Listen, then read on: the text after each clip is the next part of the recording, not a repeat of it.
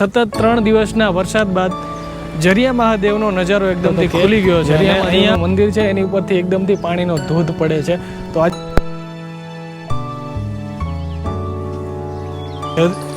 મહાદેવનું જે મંદિર છે એના ઉપરથી એકદમથી પાણીનો ધોધ પડે છે. हाय गाइस, तो मैं हूँ सोनू और आप देख रहे हैं सोनू द गुज्जू ट्रावेलर. तो ફરી એકવાર પંચાળ ધરતીની ઉપર આવી ગયો છું ને અહીંયા સતત 3 દિવસના વરસાદ બાદ જરિયા મહાદેવનો નજારો એકદમથી ખુલી ગયો છે. અને અહીંયા ઘણા બધા લોકોના મને ઇન્સ્ટાગ્રામની અંદર ડીએમ આવતા હતા કે જરિયા મહાદેવનો નજારો કેવો છે.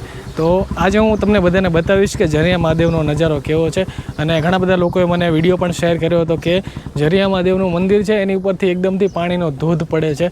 તો આજે તમને એ બતાવવાનો છે.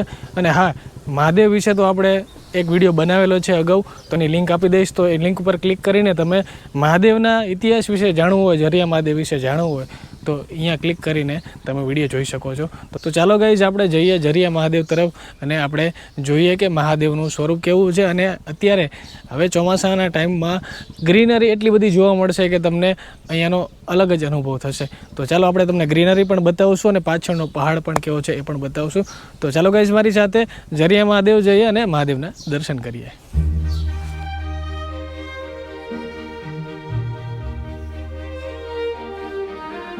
ગાઈઝ, ઘણા બધા લોકોના મનમાં એવો ડાઉટ હશે કે જરિયા મહાદેવવાળા રસ્તે ઘણા બધા એવા ઓંકળા આવે છે પાણીને કે જે ભરેલા હોય છે, એના લીધે રસ્તો અમુક વાર બંધ હોય છે. તો શું એ રસ્તા ચાલુ છે કે બંધ છે? પણ આ તમને પાછળ જે આ એક જગ્યા દેખાય છે ત્યાં પાણી ભરેલું છે, પણ એટલું બધું પણ પાણી નથી ભરેલું કે જેના લીધે રસ્તો બંધ થઈ જાય. અહીંયાથી વાહનોની અવર જવર ચાલુ છે. એ પણ સારા ન્યૂઝ છે કે હજી પણ રસ્તો બંધ નથી થયો અને અવર જવર ચાલુ જ છે. તમે જોઈ શકો છો કે બાઇક, કાર, કોઈ પણ વસ્તુ તમારી જે લઈને આવશો એ અહીંયાથી હજી નીકળી શકે એવી હાલતમાં છે. અને એટલા માટે જે લોકો આવતા હોય એ લોકો આવી જજો, કેમ કે સતત 3 દિવસના વરસાદ બાદ પણ આ રસ્તો હજી બંધ નથી થયો. રસ્તો ચાલુ જ છે. તો આવવાનું વિચારતા હોય તો અત્યારે વહેલી તકે આવી જજો, કેમ કે હજુ એટલો બધો વરસાદ નથી આવ્યો. તો ચાલો આપણે આગળ જઈએ અને મહાદેવના દર્શન કરીએ. ગાઈઝ, આજે પબ્લિક ઓછું છે એનું એક જ રીઝન છે કે સતત 3 દિવસથી જે વરસાદ પડ્યો ને એના લીધે બધા લોકોને એવું લાગે છે કે જરિયા મહાદેવનો રસ્તો બંધ છે. તો આજે આપણે એ ડાઉટ ક્લિયર કરવા માટે આવ્યા છે કે જરિયા મહાદેવનો રસ્તો બંધ છે કે ચાલુ છે. તમે જો માણસો હજી પણ અહીંયા છે, જે રેગ્યુલર અહીંયાના જે માણસો છે એ રેગ્યુલર અહીંયા આવે જ છે અને રસ્તો ચાલુ જ છે. નાના નાના ઓકળા ભરેલા છે, પણ એટલા બધા પણ નથી ભરેલા કે જેના લીધે રસ્તો બંધ થઈ જાય. તો ચાલો ગાઈસ, તમને મહાદેવનો નજારો બતાવું.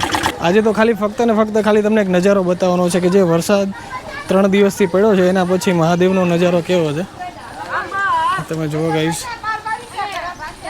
કે ઘણા બધા લોકો અહીંયા બેઠા છે અને એટલો બધો પણ વરસાદનો કોઈ ઇફેક્ટ નથી પડ્યો કે પાણી એટલું બધું ભરાઈ જાય.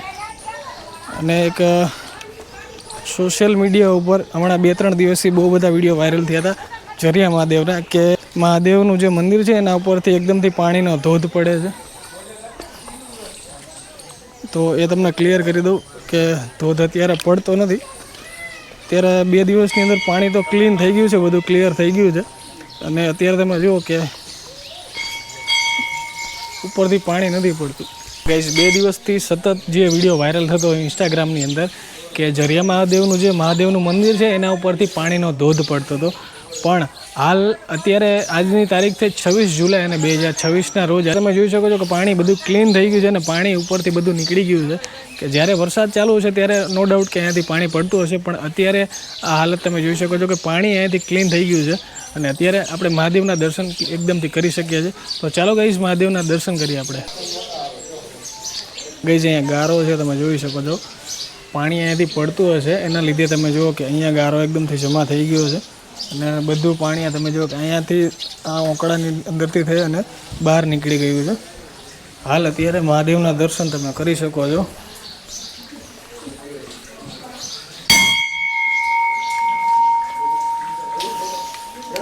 ઘણા બધા લોકો બહારથી આવતા હોય તો એના માટે કહું છું કે જરિયા મહાદેવની ઉપર જે પાણી પડતું હતું, જે ધોધ પડતો હતો, એ નજારો અત્યારે હાલ પૂરતો બંધ થઈ ગયો છે. અને મહાદેવના દર્શન પણ તમે કરી શકો છો. અહીંયા મહાદેવ છે અને આ ઝરણા વિશે તો તમને ખબર જ હશે કે આ 12 માસ સતત અહીંયાથી પાણી પડતું રહે. મહાદેવની શિવલિંગની ઉપર જળાભિષેક થાય છે અને એ આ કુંડની અંદર આવે છે અને આ કુંડમાંથી તમે એ પ્રસાદી સ્વરૂપે આ પાણી પી શકો છો.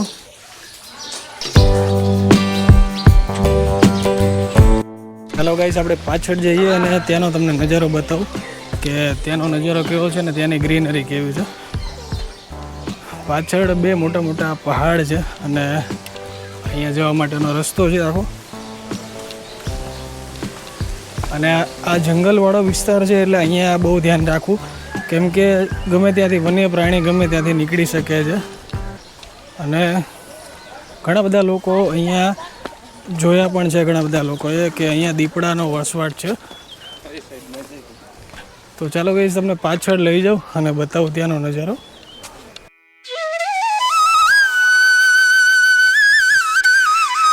ગાઈસ, ઝરિયા મહાદેવ જ્યારે પણ તમે આવો ત્યારે તમે આ એક ઉપરની સાઈડ તમે એક પહાડ જોવા માટે આ રસ્તેથી આવતા હશો, ત્યારે તમને પહાડી નજારો જોવા મળશે. પણ હવે પહાડી નજારાની સાથે સાથે તમને અહીંયા નાસ્તાની વ્યવસ્થા પણ છે.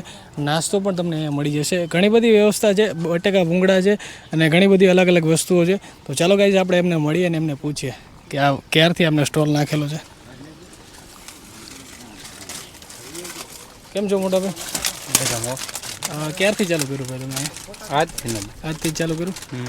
અને કેટલા પબ્લિક કેવું આવે? પબ્લિક અહીંયા શ્રાવણ મહિનામાં આવે. શ્રાવણ મહિનામાં એટલે આપણે આ શ્રાવણ મહિના માટે જ ચાલુ કર્યું છે કે પછી કન્ટિન્યુ? શ્રાવણ મહિના માટે.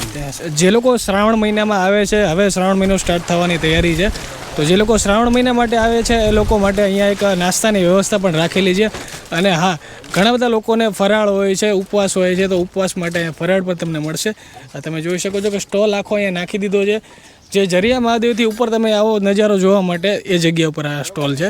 તો આપણે જઈએ છીએ પાછળનો નજારો જોવા માટે અને સામેનો જે પહાડ છે ત્યાં હું તમને લઈ જઈશ અને ત્યાંનો નજારો પણ તમને બતાવીશ. હાલ જો વાતાવરણ એકદમ મસ્ત છે અને વરસાદી વાતાવરણ તો છે, પણ વરસાદ આવે એવું લાગતું નથી, કેમ કે સવારથી આ વાદળછાયું વાતાવરણ છે અને વરસાદ આવે તો સારું, થોડું ગ્રીનરી થાય. ઓલમોસ્ટ ગ્રીનરી થઈ ગઈ છે, કેમ કે મારી પાછળ તમે જો ઘણા બધા જેટલા પણ ઝાડવા છે બધા ગ્રીન છે. જે લોકો ઝરિયા મહાદેવ આવ્યા છે એ લોકો આ રસ્તા ઉપર તો આવ્યા જ હશે, કેમ કે આ એક વ્યૂ છે. વ્યૂ જોવા માટે તો ઘણા બધા લોકો અહીંયાથી આવતા જ હોય છે.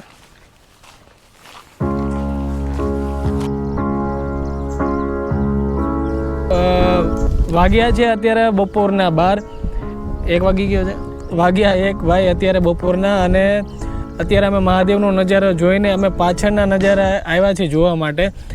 તો અત્યારે હાલ તો પાણી બધું ઉતરી ગયું છે મહાદેવના મંદિરની ઉપરથી, પણ જે પાછળની ગ્રીનરી છે એકદમ બહુ જોરદાર જામી છે ભાઈ. અડધા પોણા કલાકથી અમે અહીંયા બેઠા છીએ અને માહોલ એકદમ બહુ જ જોરદાર છે ભાઈ. તમે જુઓ કે પાછળની ગ્રીનરી કેવી એકદમ મસ્ત છે. અને અહીંયા જુઓ તમે, સામે એક નદી છે, એ નદી દેખાય છે, પાણી ત્યાં ભરેલું છે. અને આ બાજુ જુઓ તમે કેટલી ગ્રીનરી છે, તમે જુઓ. અને આ સાઈડ પણ તમે જોઈ શકો છો કે કેટલી બધી ગ્રીનરી છે. તો ગાઈઝ, આ હતો વરસાદ પછીનો નજારો ઝરિયા મહાદેવનો. અને આપણે ઉપર જોયું કે વરસાદનું જે ધોધ હતો, જે પાણીનો ધોધ પડતો હતો ઝરિયા મહાદેવના મંદિરની ઉપર, એ ધોધ અત્યારે એકદમથી ક્લિયર થઈ ગયું છે અને બધું જ પાણી અહીંથી નીકળી ગયું છે ગાઈઝ. તો વિડીયો કેવો લાગ્યો? વિડીયો ગમે તો લાઈક, કમેન્ટ, શેર અને સબસ્ક્રાઈબ જરૂર કરી લેજો. ને હા, શ્રાવણ મહિનો નજીક આવે છે તો મહાદેવના દર્શન કરવા માટે ઝરિયા મહાદેવ જે લોકો રેગ્યુલરલી આવે છે એ લોકો પહોંચી જજો. અને અહીંયા મેળા ટાઈપનું માણસો હોય છે, ઘણું બધું અહીંયા પબ્લિક આવે છે શ્રાવણ મહિનામાં. શ્રાવણ મહિનાના સોમવારે અહીંયા ઘણું બધું મહત્ત્વ હોય છે. તો મહાદેવના પ્રેમી છે એ લોકો અહીંયા પહોંચી જજો. ચોટીલાથી ફક્ત ખાલી 14 કિલોમીટરના અંતરે આવેલું આ ઝરિયા મહાદેવ મંદિર છે. તો એકવાર વિઝિટ જરૂરથી કરી લેજો. અને વિડીયો ગમે તો લાઈક, કમેન્ટ, શેર અને સબસ્ક્રાઈબ જરૂરથી કરી લેજો. અને આવા ઐતિહાસિક વિડીયો જોવા માટે આપણી ચેનલને સબસ્ક્રાઈબ જરૂરથી કરી લેજો.